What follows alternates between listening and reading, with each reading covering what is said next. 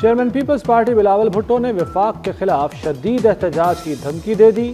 کہتے ہیں وفاق کو دریائے سندھ پر غیر قانونی کینال بنانے کا منصوبہ ختم کرنا پڑے گا۔ منصوبہ ختم نہ کیا گیا تو سندھ میں وفاق کے خلاف احتجاج شدت اختیار کرے گا۔ توانائی اور پانی کی غیر منصفانہ تقسیم پر سندھ حکومت ناراض، وفاق سے مشترکہ مفادات کونسل کا اجلاس فوری بلانے کی درخواست کر دی۔ محکمہ بین الصوبائی رابطہ نے وفاقی وزارت مشترکہ مفادات کونسل کو خط ارسال کر دیا۔ خط میں کہا گیا ہے کہ پانی و توانائی کے معاملات کو حل کرنے کے لیے فوری طور پر مشترکہ مفادات کونسل کا اجلاس بلایا جائے۔ بجلی صارفین کو ریلیف دینے کی تیاری، حکومت نے نیپرا کو بجلی 1.71 روپے فی یونٹ سستی کرنے کی درخواست دے دی۔ نیپرا 4 اپریل کو درخواست پر سماعت کرے گا۔ وزیر خزانہ سینیٹر محمد اورنگزیب کا کہنا ہے بجلی کی قیمتوں میں کمی کے لیے اقدامات ہو رہے ہیں۔ وزیر اعظم جلد پیکج کا اعلان کریں گے، سستی بجلی سے برآمدات بڑھیں گی۔ دہشت گردی کا اگر ایک یہ بھی زاویہ ہے پاکستان کے اندر، اور جس کے تانے بانے دور تک ملتے ہیں، اور ان دہشت گردوں کو جہاں سے سیاسی اور فائنینشیل سپورٹ ملتی ہے، اس کا ایک مقصد یہ ہے کہ پاکستان اپنے قدرتی وسائل سے فیض یاب نہ ہو سکے۔ ہمیں اس بات کو طے کرنا ہوگا کہ کب تک یہ خون بہایا جاتا رہے گا۔ علماء اور دانشوروں کی خدمت میں میری یہ گزارش ہے کہ آپ عوام میں مثبت سوچ اور تحقیق کی حوصلہ افزائی کریں تاکہ غلط معلومات اور پروپیگنڈا کو روکا جا سکے۔ دہشت گردی کے خلاف متحد ہونا ہوگا، ذاتی مفاد کے لیے ملکی استحکام داؤ پر لگایا جا رہا ہے، آنے والی نسلیں معاف نہیں کریں گی۔ وزیر اعظم شہباز شریف کا اسلام آباد میں تقریب سے خطاب، کہا قدرت نے ہمیں معدنیات کی دولت دی ہے، کھربوں ڈالر کے خزانے پہاڑوں کے اندر ہیں، دہشت گرد چاہتے ہیں ہم ان وسائل سے فائدہ نہ اٹھائیں۔ دہشت گردی کے خلاف جنگ میں افواج پاکستان قربانیاں دے رہی ہے، علماء کرام دہشت گردی کے خاتمے کے لیے اپنا کردار ادا کریں۔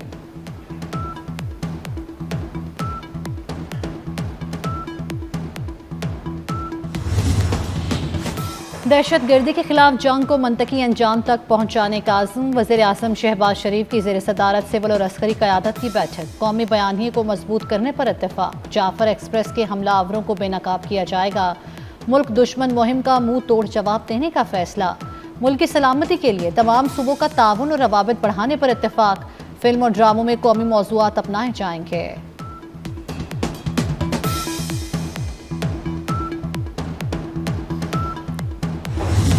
دہشت گردی کا نہ کوئی قوم ہے، نہ اس کا کوئی مذہب ہے، یہ صرف اور صرف پاکستان میں انتشار پھیلانے، بلوچستان کی ترقی کو روکنے کے لیے ہاسٹائل ایجنسیز کروا رہی ہیں، اور انشاءاللہ تعالی ان کا بھرپور مقابلہ کیا جائے گا۔ جو بلوچستان میں اس وقت یہ دہشت گردی کا لہر ہے، ان کے ساتھ نمٹنا وہ بھی ایک غیر روایتی انداز میں اور ایک نئی اسٹریٹجی کے ساتھ جا کے نمٹنا ہوگا کہ اس ظلم اور بربریت کے خلاف عوام بھی جو ہے اپنی حکومت کے شانہ بشانہ کڑی ہوگی۔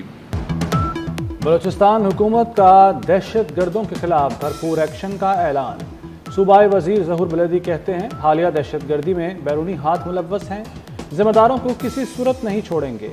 شعیب نوشروانی بولے دہشت گردوں سے غیر روایتی انداز سے نمٹیں گے۔ ترجمان بلوچستان شاہد رند نے کہا کہ مذاکرات کے حوالے سے پالیسی واضح کر چکے ہیں۔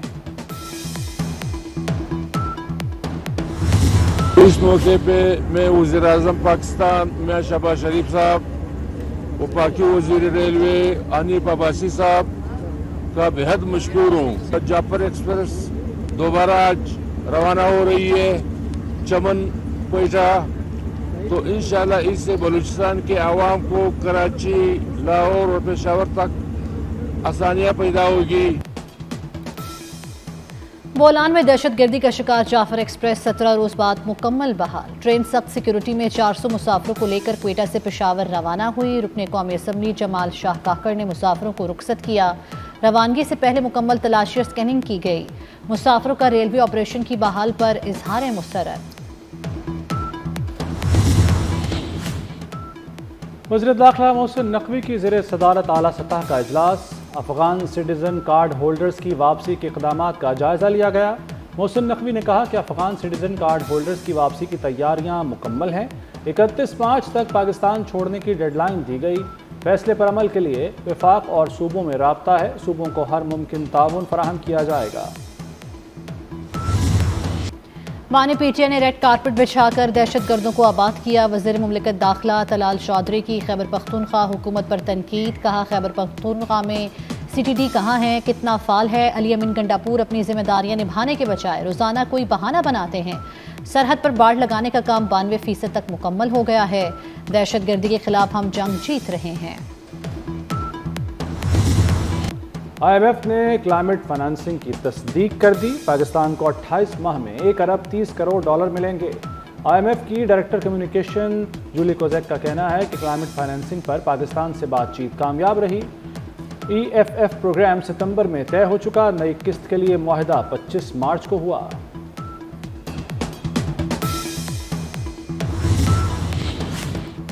لاہور ہائی کورٹ نے پانی کے بچاؤ کے لیے پنجاب میں ایمرجنسی نافذ کرنے کی تجویز دے دی۔ پانی ضائع کرنے والوں کے خلاف کریک ڈاؤن اور جرمانوں کا بھی حکم۔ لاہور ہائی کورٹ میں اسموک تدارک کیس کی سماعت، جسٹس شاہد کریم نے ریمارکس دیے۔ گھروں کے باہر گاڑیاں دھوئی جا رہی ہیں، قحط کی صورتحال بنتی جا رہی ہے، کیا متعلقہ حکام یہ رپورٹس نہیں پڑھتے؟ کمرشل مارکیٹس میں پانی کے میٹر لگانے کی ہدایت۔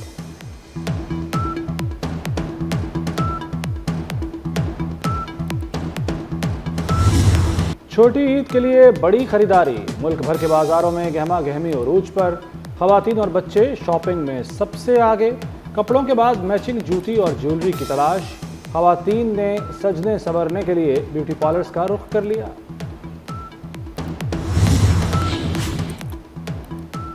عید کے رنگ اپنوں کے سنگ، عید اپنوں کے ساتھ منانے کے لیے مختلف شہروں سے پردیسی اپنے گھروں کو لوٹنے لگے۔ بس اڈوں اور ریلوے اسٹیشنز پر رش بڑھ گیا، شہریوں کا کرائے بڑھنے کا شکوہ۔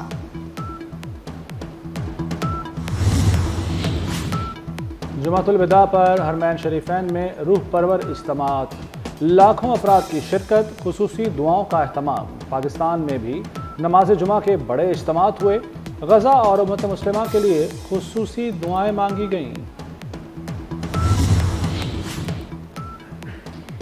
یوم قدس پر فلسطینیوں سے بھرپور یکجہتی کا اظہار۔ جمعۃ الوداع کے بعد ملک بھر میں خصوصی اجتماعات، لاہور، کراچی اور اسلام آباد میں مجلس وحدت المسلمین نے ریلیاں نکالی۔ ملتان، راولپنڈی، مظفر گڑھ، گلگت سمیت دیگر شہروں میں بھی اجتماعات ہوئے۔ اسرائیل کی ظالمانہ کارروائیاں بند کروانے کا مطالبہ۔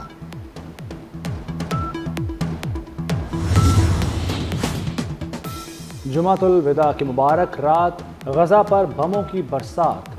اسرائیلی حملوں میں 24 گھنٹے میں مزید 40 فلسطینی شہید ہو گئے۔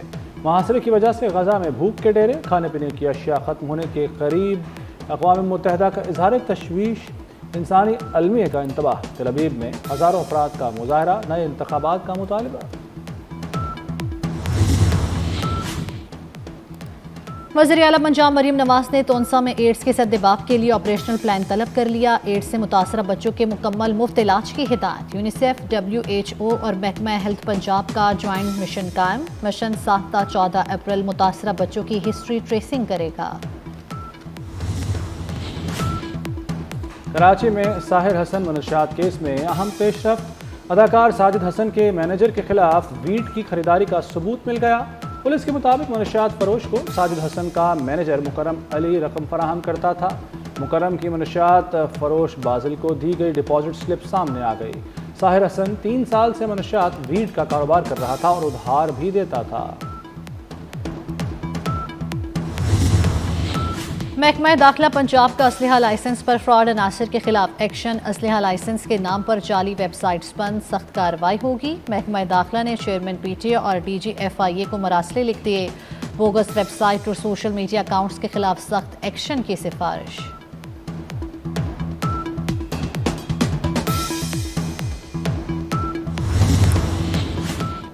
ڈونلڈ ٹرمپ کا غیر ملکی گاڑیوں پر 25% ٹیرف، کینیڈا پر براہ راست حملہ قرار۔ کینیڈا نے امریکہ سے تعلقات ختم کرنے کا اعلان کر دیا۔ کینیڈین وزیر اعظم مارک کارنی کا کہنا ہے کہ امریکہ سے تمام تعلقات ختم کر دیے۔ تجارتی جنگ امریکی صارفین کو نقصان پہنچا رہی ہے۔ ایران ایٹمی پروگرام پر امریکہ سے بالواسطہ بات چیت کے لیے تیار۔ ایران نے امریکی صدر ڈونلڈ ٹرمپ کے خط کا جواب دے دیا۔ وزیر خارجہ عباس عراقچی نے کہا ہے کہ جوہری معاہدے پر امریکہ کے ساتھ بالواسطہ مذاکرات ہو سکتے ہیں۔ ایران نے خط عمان کے حوالے کر دیا۔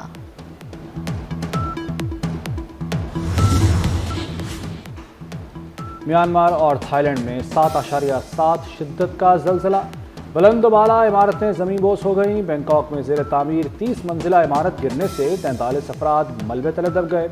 تھائی لینڈ میں حکومت نے ایمرجنسی نافذ کر دی۔ میانمار کے دارالحکومت میں متعدد عمارتیں تباہ۔ بھارت، بنگلہ دیش، چین میں بھی جھٹکے محسوس کیے گئے۔ خیبر پختونخوا کے مختلف علاقوں میں بارش کے بعد لینڈ سلائیڈنگ، شاہ کرکرم مختلف مقامات پر بند۔ گلگت سے راولپنڈی کا زمینی رابطہ بھی منقطع ہو گیا۔ کئی علاقوں میں مسافر پھنس گئے۔ لوئر دیر میں خال کمرٹال میں لینڈ سلائیڈنگ سے اسکول کی عمارت گر گئی۔ لینڈ سلائیڈنگ اسکول کھلنے سے چند منٹ پہلے ہوئی۔